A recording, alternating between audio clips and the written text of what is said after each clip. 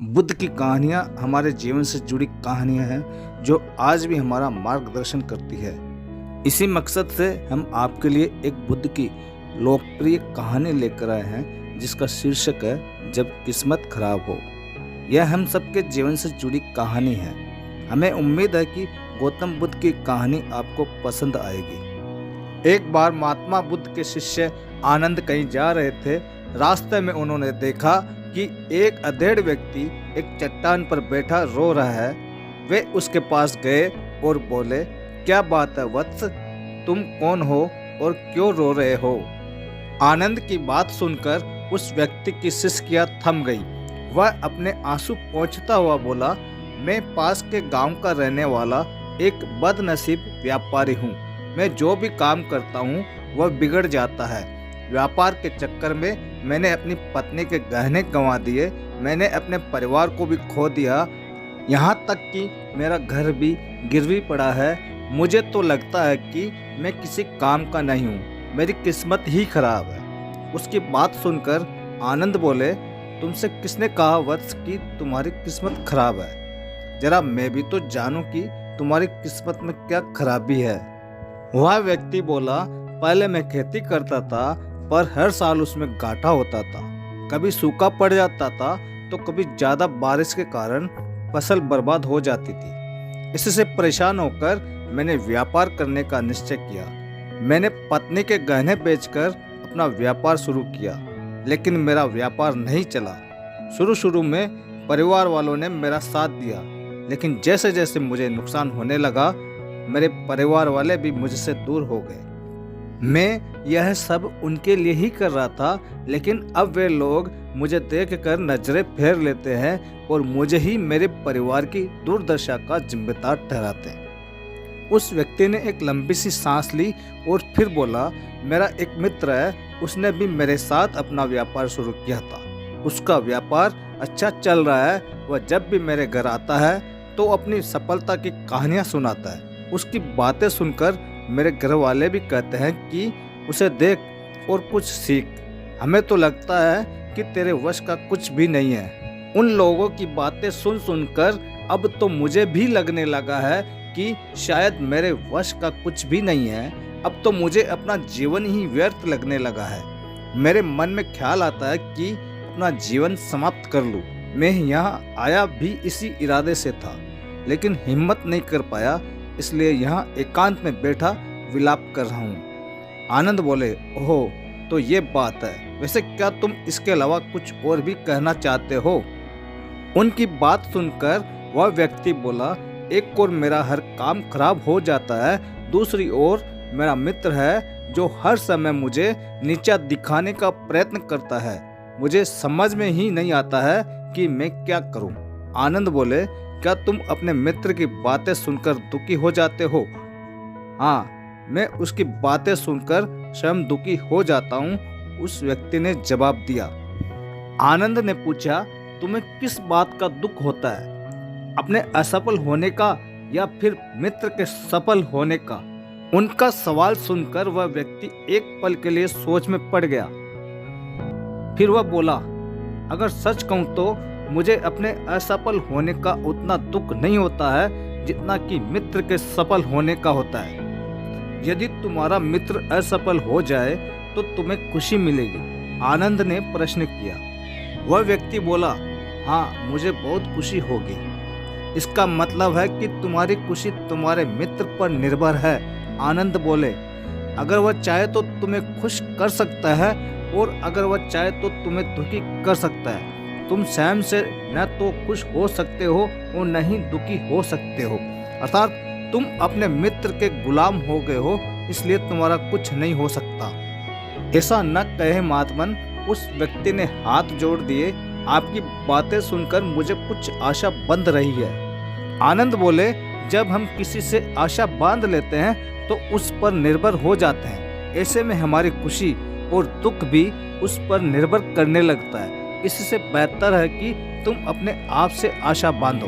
जब तुम ऐसा करोगे, साथ ही पूरे यत्न से काम करोगे, तो तुम्हें सफलता अवश्य प्राप्त होगी। कहते हुए आनंद ने एक पल के लिए उस व्यक्ति की ओर देखा, फिर अपनी बात आगे बढ़ाई। तुम्हें लगता है कि तुम्हारा मित्र तुम्हें दुखी करने आता है, पर अगर विचार करो तो वह बातें तो सच्ची ही कहता है। वह अपने संघर्ष और अनुभव की बातें बताता है। तुम उन बातों से बहुत कुछ सीख सकते हो। तुम्हें इसके लिए उसका धन्यवाद करना चाहिए कि तुम्हें घर बैठे कुछ अनुभव मिल रहे हैं। तुम उन अनुभवों का लाभ उठाओ, नई शुरुआत करो, कर्म करते जाओ, हार मत मानो।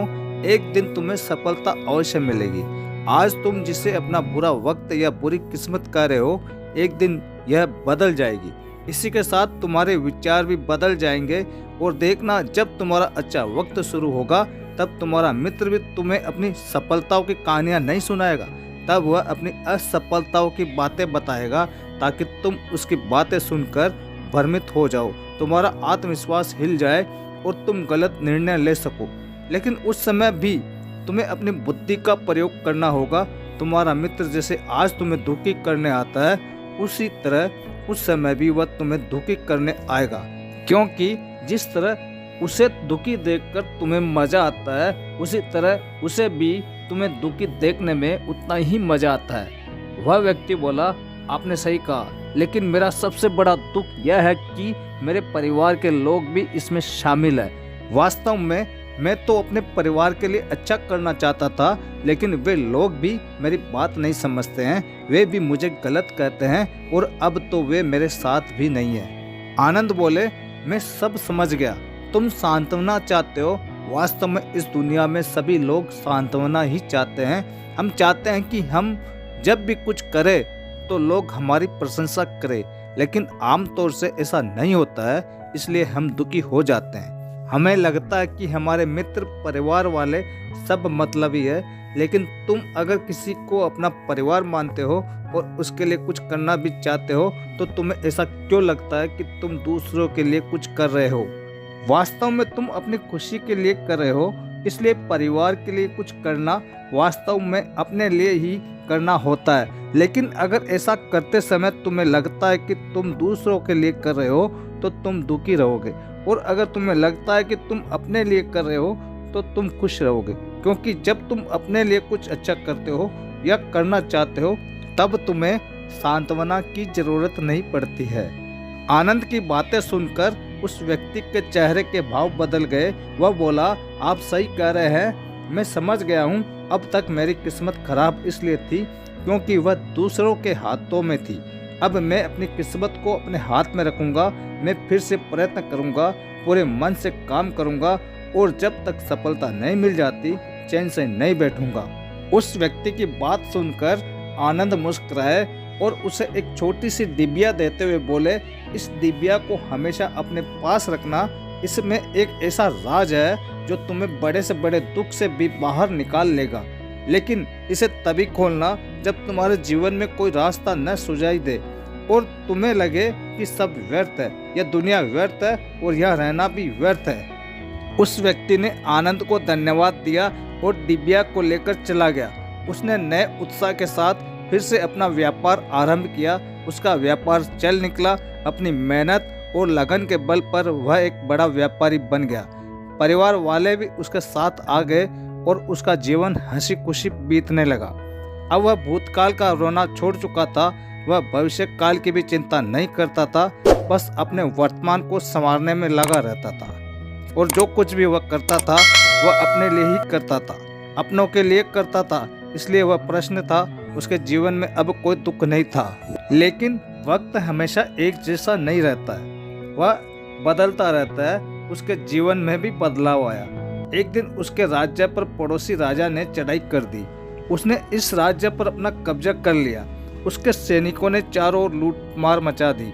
उन्होंने व्यापारी का सारा धन लूट लिया, उसके घर में आग लगा दी। जान बचाने के लिए उसे अपने परिवार के साथ वहां से भागना पड़ा। वह व्यक्ति अपने परिवार के साथ कई दिनों तक इधर उधर भटकता रहा। वह दाने दाने को मोहताज हो गया। उसका बच्चा बीमार हो गया। इलाज के अभाव में वह तड़पने लगा। यह देखकर उसका हृदय कांप उठा। वह कैसे अपने बच्चे का इलाज कराए? उसके पास तो खाने के लिए भी पैसे नहीं थे। ऐसे में उसे एक बार फिर से निराशा ने घेर लिया। उसे लगने लगा कि उसका जीवन व्यर्थ है, सारी दुनिया व्यर्थ है, किसी भी बात का कोई मतलब नहीं है। भले ही आप जीवन में कितना भी कुछ कर लो, कितनी भी सफलता हासिल कर लो, पर अनंत ये जीवन समाप्त ही होता है। तो फिर ऐसे में जीवित रहने का क्या फ़ायदा। इससे तो अच्छा है कि वह अपना जीवन समाप्त कर ले। लेकिन तभी उसके दिमाग में आनंद की दी हुई डिबिया याद आई। उसने उत्सुकता के साथ उसे खोला। डिबिया के भीतर एक पर्ची रखी हुई थी। पर्ची पर कुछ लिखा हुआ था। उसे पढ़कर उसकी आंखों के आगे छाया निराशा का अंधेरा छट गया और वह मुस्कुरा पड़ा। पर्ची पर लिखा हुआ था, यह समय भी बीत जाएगा। उसने डिबिया को अपनी मुट्ठी में भींच लिया और एक नई शुरुआत के लिए उठ खड़ा हुआ। दोस्तों, कहानी कैसी लगी कमेंट करके जरूर बताएं। दोस्तों, अगर आप भी ऐसी ही परिस्थिति से गुजर रहे हैं तो निराश न हो। अपने अतीत पर शोक मत करें, न ही भविष्य की चिंता करें। अपने वर्तमान को जिए और उसे बेहतर बनाने के लिए सच्चे मन से प्रयत्न करें। यकीन माने, जल्द ही आपकी किस्मत भी बदल सकती है।